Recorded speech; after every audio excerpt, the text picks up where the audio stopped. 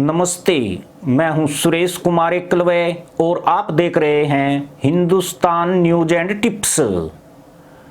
दुनिया में अपनी बात साथ जमाने के लिए चीन ने पिछले कुछ सालों में बेतहाशा लोन बांटे हैं और चीन के निशाने पर खासकर पाकिस्तान जैसे गरीब और छोटे देश रहे हैं जिन्हें वो आसानी से काबू में कर सकता है। और अब चीन ने अपने प्लान पर तेजी से काम करना शुरू कर दिया है। चीन अब पाकिस्तान की राजनीति से लेकर उसके हर सिस्टम पर कब्जा करने के लिए अपना दूसरा कदम बढ़ा चुका है। चीन ने पाकिस्तान के परिवहन और ऊर्जा पर सीधे नियंत्रण कर लिया है। यह दोनों ही बुनियादी सुविधाएं किसी भी देश की रीढ़ मानी जाती है और यह संसाधन अब चीन के हाथ में आ चुके हैं। पाकिस्तान के अमेरिका की ओर सरकने के बाद चीन ने अपनी गतिविधियां पाकिस्तान में काफी तेज कर दी है और वहां सब कुछ बहुत शांत तरीके से प्लान को कामयाबी की तरफ बढ़ाया जा रहा है।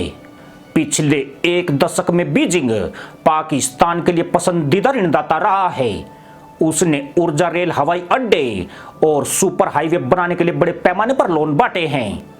चीन ने पाकिस्तान को उन प्रोजेक्ट के लिए भी लोन दिए जिसके लिए उसे उस प्रोजेक्ट की जरूरत ही नहीं थी।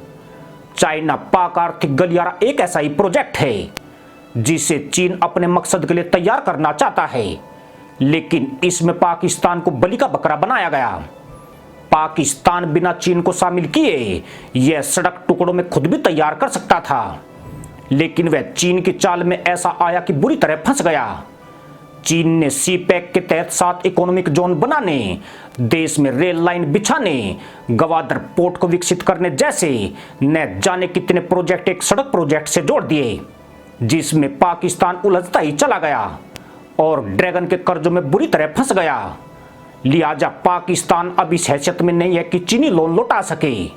कोविड संकट और यूक्रेन के बाद जैसे ही दुनिया परेशान हुई और उनकी अर्थव्यवस्था कमजोर होने लगी, चीन भी असहज स्थिति में आ गया है, क्योंकि बाकी देशों समेत पाकिस्तान भी चीन के कर्ज लौटाने की स्थिति में नहीं है। पाकिस्तान एकमात्र ऐसा देश है जिसे ड्रैगन ने सबसे अधिक कर्ज बांट रखा है, जिसे यह मदरसा मुल्क कभी नहीं चुका पाएगा। लेकिन अंतर्राष्ट्रीय कलेक्टर अब किसी भी तरह पाकिस्तान से लोन उगाही करना चाहता है। इतना ही नहीं, चीन के प्रोजेक्ट्स भी पाकिस्तान में फैल हो चुके हैं। लाहौर की मेट्रो लाइन, गवादर पोर्ट और सीपैक जैसे प्रोजेक्ट धूल फांक रहे हैं।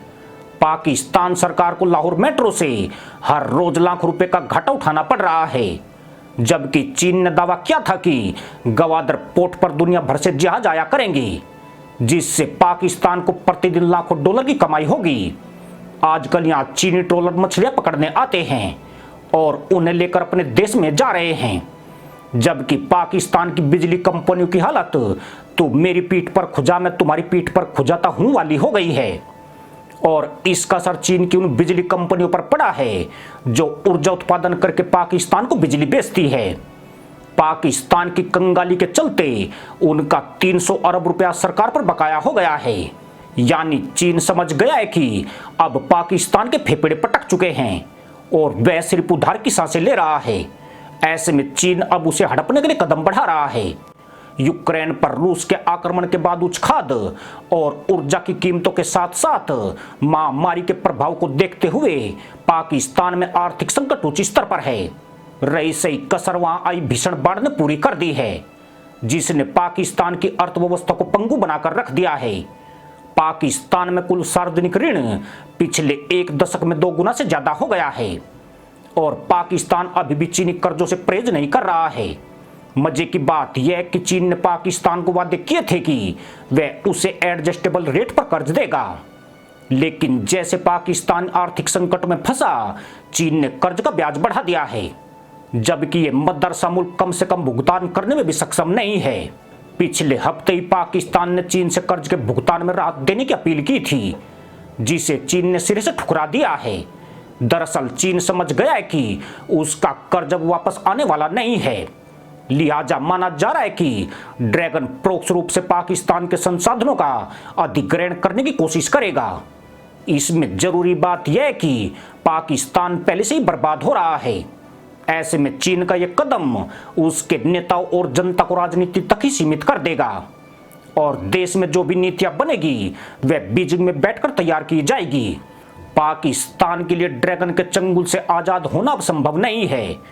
पाकिस्तान को कर्जों को वापस करने के लिए चीन लोन के ऊपर लोन दे रहा है, यानी चीन पाकिस्तान को और ज्यादा कर्ज देने में लगा हुआ है। वह उसे तेल, ईंधन और भोजन खरीदने को लेकर भी लोन दे रहा है, जिसके चलते मदरसा मुल्क चीनी कर्ज में फंस गया है। हालांकि अत्यधिक कर्ज बांटने की वजह से चीन खुद आर्थिक मंदी और आवास संकट में घिर चुका है। चीन में घरेलू कीमतें क्रैश कर गई है और आवास सेक्टर तबाही के कगार पर पहुंच चुका है। लिहाजा अब चीनी बैंकों ने और ज्यादा कर्ज बांटने से इनकार कर दिया है। इन्हीं बैंकों ने बेल्ट एंड रोड के लिए कर्ज दिए हुए हैं, जिसके बाद यह प्रोजेक्ट भी धूल फांक रहा है। ऐसे में चीनी बैंक भी पाकिस्तान से कर्ज वसूलने की रणनीति बना रहे हैं। संभवतः पाकिस्तान भी इन हालात को लेकर बेचैन है और वह अमेरिका की गोद में जाकर चीन से बचाने की उम्मीदें जो बाइडेन से लगा रहा है, लेकिन अब तक बहुत देर हो चुकी है। पाकिस्तान को बचाना है तो उसे चीन के कर्जों का भुगतान करना ही पड़ेगा। इसी के साथ अनुमति दोस्तों, जय जवान, जय किसान, जय हिंद, वंदे मातरम।